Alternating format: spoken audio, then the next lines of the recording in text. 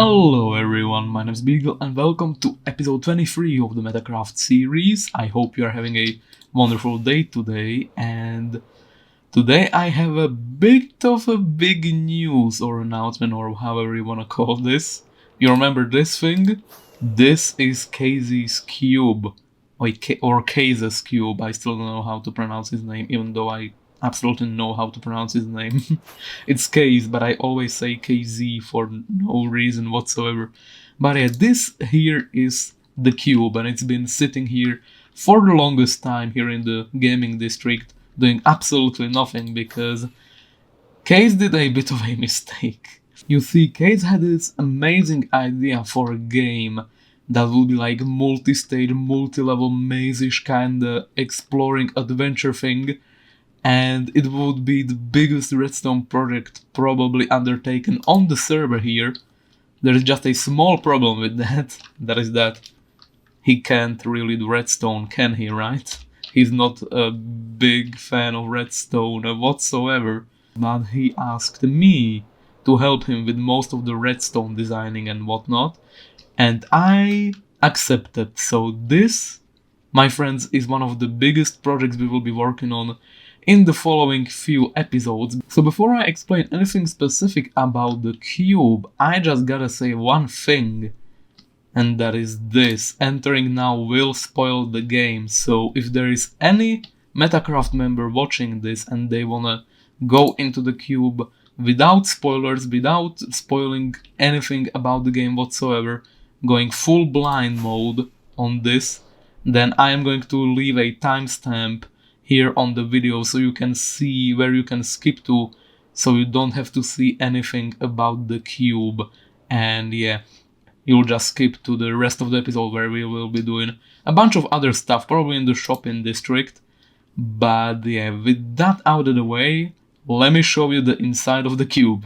So Case is working on this part of the thing, as I can see, looking pretty cool. Lots of decorations. I still don't know what we're gonna put here, but if we make our way up here, there is a bunch of stuff happening here. So to explain what this actually is, this is basically a dungeon crawler, almost kind of like level through level maze exploring thing. So all in all, you will come up here into the lobby and you will play the game, and basically each game will be different, and you will have to figure out how to go through each floor separately. This is the one I'm working on, this is the forest. And before I say anything else, I just wanted to say that I was not even planning on making episodes on this. I was going to go full spoilerless mode. Now I'm of course recording it so people can skip to the later parts of the video if they don't want to see any of this. But yeah, the original idea is that I would keep this as a secret, but that would mean that I couldn't make any videos.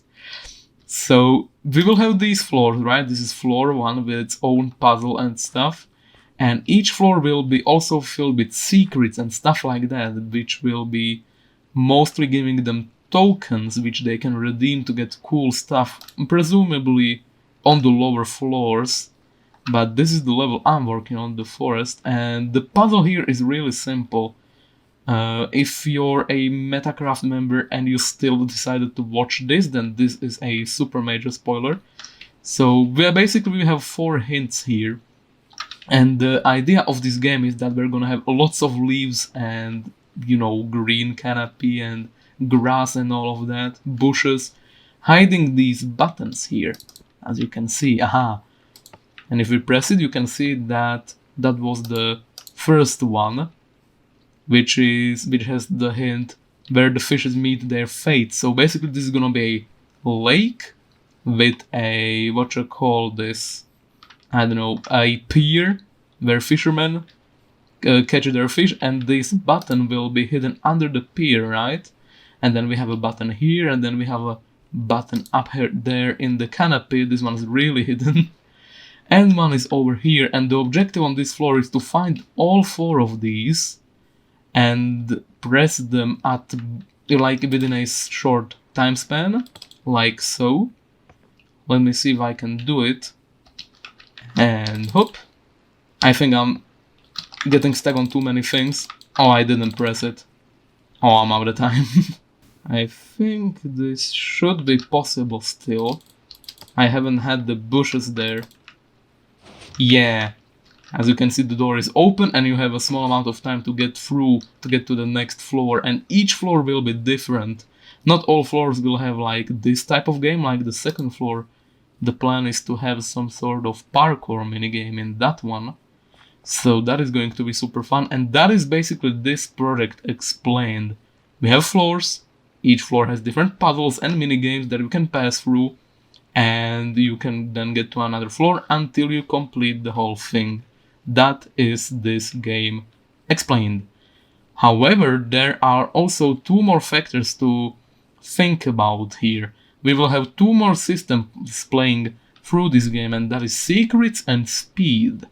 Aha, so basically you will have a choice. You can either go through these levels as fast as possible, and then you get a chest at the end of the game which has more rewards. Still, we still don't know what kind of rewards we want in this thing, but if you pass quickly through the levels you will get a bigger reward at the end, if that makes any sense. So the faster you are, the better.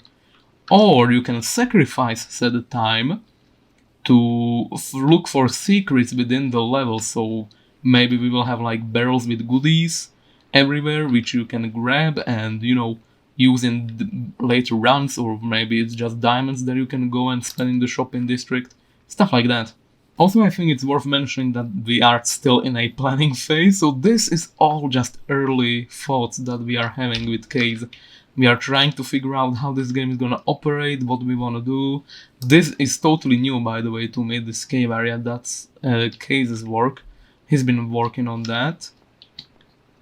Oh, he would appear that he stripped out a large section of it. There used to be a bunch of stuff here. So yeah, as you can see, we are ripping things out, we are putting new things in. But I'm happy with this first minigame. I think it's coming along well. I think it's really fun. And this is the point. This is supposed to be the easy route. We will have two routes, the easy one, or the normal one, I would like to call it, and the difficult one. The easy one will basically have worse rewards. I'm really trying to go through Case's chest here that he decided to put very conveniently in the door. But we will have an easy route, which is this one. Obviously these are relatively easy things to figure out, like after the second, for the fourth in the canopy a branch is old. So basically this one is this one in the canopy. What it's trying to tell you is that this is the fourth button and this is the second button over here. Yep. And in between those, in the canopy branches, so this is like a old droopy branch, you can barely tell. And yeah, above it is a button, and the fourth one is furthest corner from the lake, so that's where the lake is going to be. We will have a button here, which is the last button that you need to press. Also, pressing these from here to there is not going to work because you won't have time to go through the door. So that's how you're supposed to do it.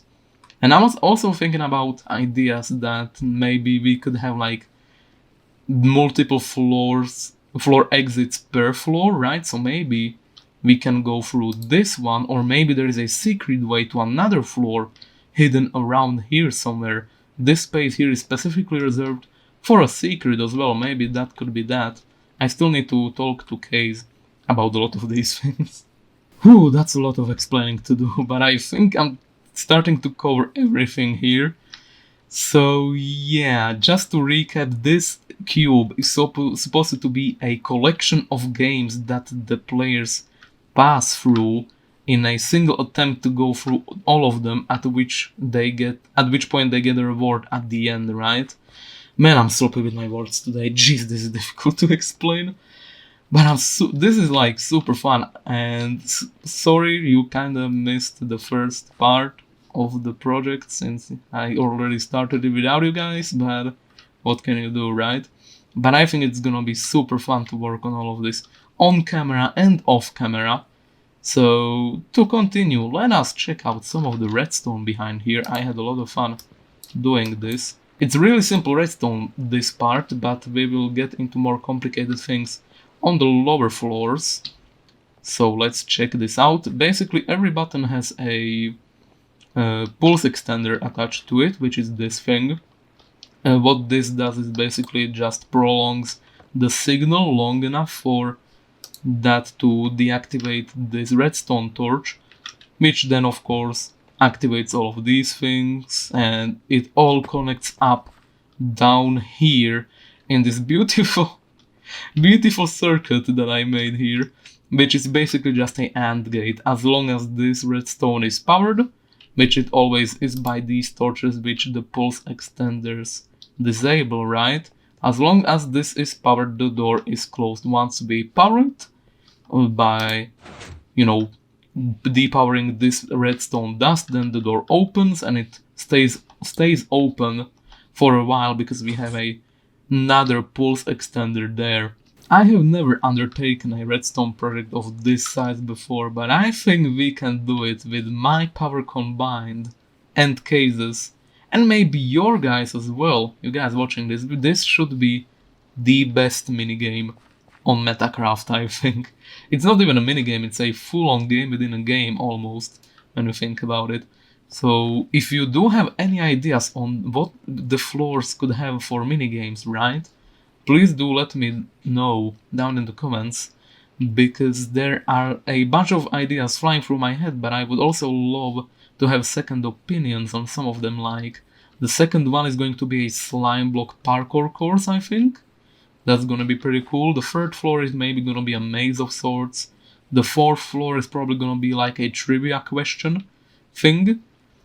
And all of these things basically rely on the players having a first experience with this game, right? Because if they replay it, then they're just gonna, you know, press this. They're not gonna read the riddles again because they already know where the buttons are. They just need to complete the sequence to pass to the next floor. So to make this game replayable, we are going to use the system which I of course told you about earlier in this episode, which is the speed and secret system, as I like to call it.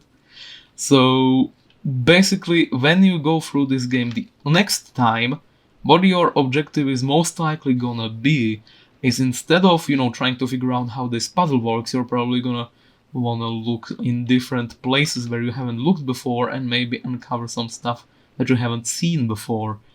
And when you figure out all of the secrets on a floor, then what your next objective would probably be is to get in here, collect all of the secrets as fast as possible, and then complete the puzzle as fast as possible, so you get all of the loot from the secret things, and you also get to get the bonus from the bonus chests down at the end of this whole thing. Ooh, that was a mouthful. And I don't know if I'm forgetting something about this game, but there's still so much to talk about, so I think we're gonna split all of this talk to multiple episodes. And I'm not even gonna work on this in this episode, this is all just for you to see the aesthetic of the forest. We're also gonna have some, you know, coarse dirt patches, tall grass, all of that stuff. And lots of redstone needs to go down here. I don't even know what I covered. I am so confused by myself. I still don't know what I need to talk about, what I already have talked about. Oh, I'm probably gonna have to rewatch my own footage to see if it even makes any sense, but yeah. This is the new project we are working on. Are you excited? I'm excited. So what I thought we could do is we could set up a pumpkin and melon shop in the shopping district, because this thing is insanely powerful, so might as well, right? And everyone needs a bit of melons and pumpkins every once in a while, so I think it could be relatively good business as well. And I could also use it to cheat a bit. Now you see the game, what you call it, the road competition? I think that's the name. The road competition still hasn't finished, and what I thought we could do is we could improve how our road there looks. Kinda in a non-straight up way, if you know what I mean. Like instead of actually working on the road, we would put stuff around the road, which would not be a part of the road, but it would make the road look better. And what is the better way to do it other than make a giant field around it with pumpkins and melons? So we're gonna go there, and I mean, it's a kind of a small place around the road anyways. I don't think anyone would really use it to build a shop there, at least not a large one. So we're gonna take an advantage on it and we're gonna make it look good, I hope. So here we are in the shopping district. This is the place I've been talking about, of course. And I think this would land its use for the shop really well, so... Wait, did that terminology even make sense? To be honest, I don't even care. So what we're gonna do, this is super simple by the way, but I think this could look pretty cool. We're gonna just spam rocks and cobblestone on the edges of the road to create kind of like a field feeling. And in this field we're just gonna have pumpkins, and on this side we're gonna have melons, or vice versa. I think this side would be better for pumpkins actually, and that would help fill up the space, right? This would be nice, and the green, this would be nice and orange, and it would also make our road look ever so slightly better, which might help in the competition, the road competition. Oh man. I do see a few problems with this. I mean, I kinda like the idea of this. This does look pretty cool. What I don't like is that the gray like outline kinda matches this and it doesn't really stand out as much because of that. I think we could kinda counteract that by adding some fence posts with like torches on them, kinda like tiki torches. That would add some brown and yellow to this, which would make this stand out ever so slightly more. But as far as concepts go, I like it. I think this could make this place look way better. Now I'm gonna replicate the pumpkin side of things over here. Alright, so check it out. I added the pumpkin variant of this as well, and I put a lot of detail and time into it. And I think this build actually turned out relatively well, right? We have the custom trees here to envelop it, kinda make it feel more at home, right? Because before I built the trees it kinda looked odd, you know, it was just in the middle of nowhere, and now with the trees it kinda makes almost sense that it's here. I'm not sure about the tiki torches, I don't know if I like them, but I'm gonna keep them here for now. I'm gonna wait for you guys to give your opinion on that. And I also added a bunch of these bushes. I kinda made it, you know, sit on the ground better by using, where's my other shulker box? This. So instead of having these blocks on the dirt blocks, we have them on stone instead. Kinda makes it look slightly better, blends into the environment, I think. And of course, as you can see, I also added coarse dirt with grass here. Makes it stand out a little more. Instead of having green on green, we have green on brown. And orange on brown also stands out ever so slightly better, I think. So I think that was a very good change indeed. And yeah, I'm happy with this place. We're selling these things for 1 diamond a stack, so if anyone wants any of these, be sure to check out this place. And I also really like that it just, you know, it's along the road. You don't need to enter any shop or anything. You can just go on your way, grab some on the way to like the rocket shop or something, and that is it. I think that this project was a massive success indeed. Alright, this is actually a pretty big moment. This is the first enchanting table I have crafted on this world. The very first one. After 6 months of playing, this is the first enchanting table, because I always used turnips or souls or embasses or whoever's. I never crafted mine. Oh, that's funny. Nature is truly beautiful. Alright, so I think it's prime time for us to actually get an enchanting station set up after 6 months. So what I'm thinking we should do is kinda have like a redstone contraption attached to it. I don't know what I really wanna have there, maybe like a automatic lapis dispenser or something like that, just something interesting, so it isn't a normal enchanting table setup, right? Maybe a dispenser for books, maybe a grindstone disenchanter, the automatic one, right? EFO built one of those are pretty cool. So yeah, I'm probably gonna build this slightly up in the air, and the building is gonna have like 2 floors, and the lower one will be for storage and redstone, and the upper one will be where we actually enchant our stuff. Oh my goodness. Like, I was thinking about adding redstone to this thing, but I think that would kinda ruin it, no? Like, it's beautiful, check this out from a distance, like, this is truly a piece of art.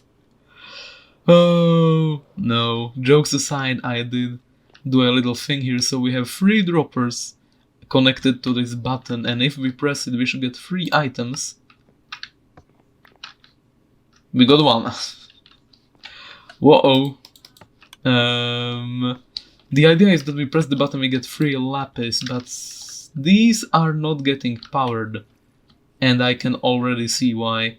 Yeah, this is gonna be a simple fix. We just need to power this block somehow, and this should fix it, I think, and maybe... actually... this might be slightly more complicated than I thought. Okay, I think I found a solution for this, and it's really compact. The idea is that we have a redstone dust in that space there, and it powers that block and that block, which should power all 3 of those droppers. So let's check it out now. We should get 3 daylight sensors. 1, 2, 3, and then we can enchant our stuff. Man, this is a pretty cool system. So I think we're gonna jump into a bit of a small building session, and hopefully I'll be able to come up with a pretty cool design. Yes, we are building this before building this thing's shell, just because I feel like it, and it's a newer build, so I have more motivation and inspiration to work on this one, but I promise that we're gonna get the pumpkin melon farm in a building eventually. For now, we're just gonna work on this.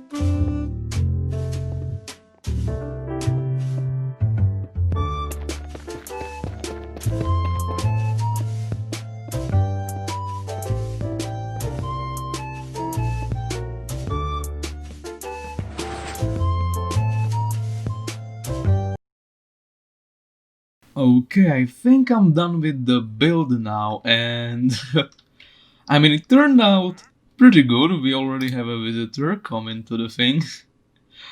Oh man. Just so you know, I'm always trying to make every and each one of these buildings look somewhat different. So we're gonna quickly tour this. It's got a big chunky roof on it, so hopefully that doesn't look too odd. Looks pretty cool from this angle. But yeah, anyway, we have this pretty cool staircase here that leads inside. We have some decorations here, and this is the funniest thing, right? So we have a observer detecting updates in this solar panel. What are these called? Daylight sensors? Daylight sensors. Detectors, there we go. Daylight detectors even. So if we flick it, nothing happens, but if we flick it again, then this changes and we can kind of have like a flushed floor. I also tried moving this enchanting table down with a piston so it wouldn't be too obvious. Turns out that enchanting stations are not a movable block, so that didn't turn out so good. brick rim to make it look slightly better, some flower pots, you can't go wrong with those. We have the button for free lapis lazuli, so we can enchant stuff. And now I need to return it. And of course we can always just reset this. Kinda sucks that you have to press it twice, but it's better than nothing. And it's funny because lights change here all the time, so whenever this will activate like a few times during the day. I think it activated right now, so if I press it, yeah, it's gonna work. So this is just gonna activate every once in a while, and maybe people will come in, they'll just, you know, look around and, oh, this is pretty cool, and this is pretty cool, and suddenly just the pistons extend and it's gonna scare them. That would be pretty cool if that happened. Let's check out the outside here now.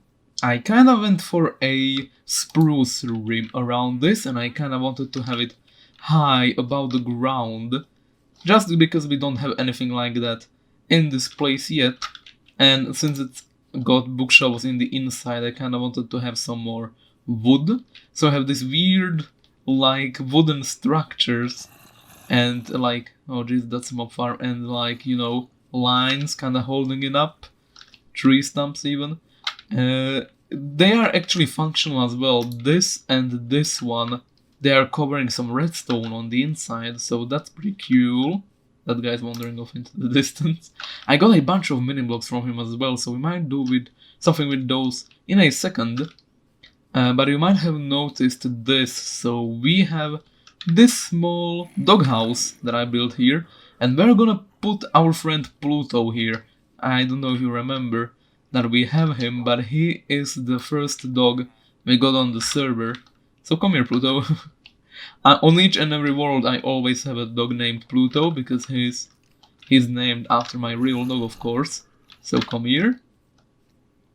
He's also purely white, and he's always worn his red color.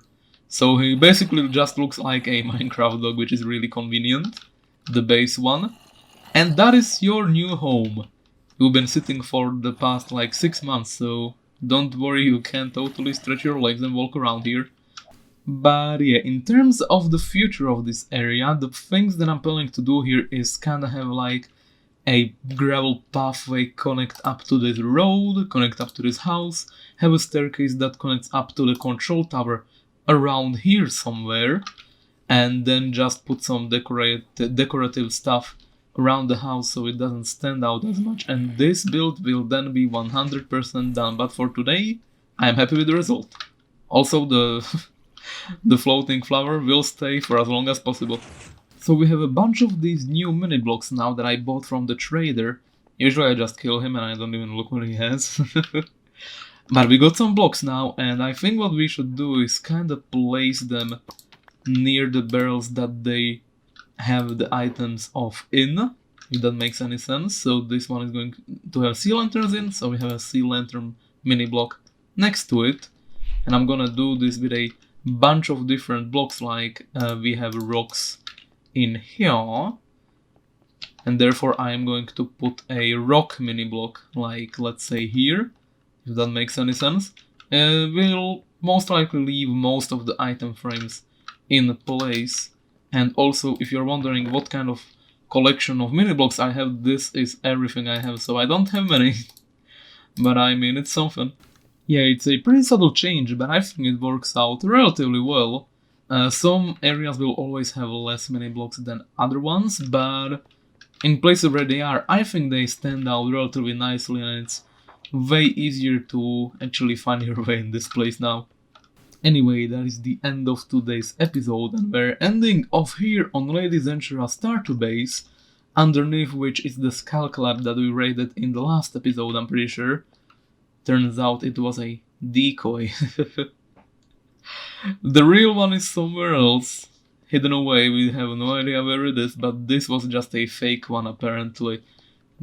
I mean, yeah, we wouldn't really wanna put it right in front of us, right? I guess that makes sense. So we'll have to find the actual one eventually, not now. Right now I'm busy with the other things like the cube and stuff. So yeah, that is the end of today's episode. I hope you enjoyed it. Have a wonderful rest of the day, and I'll see you in the next one. Bye bye.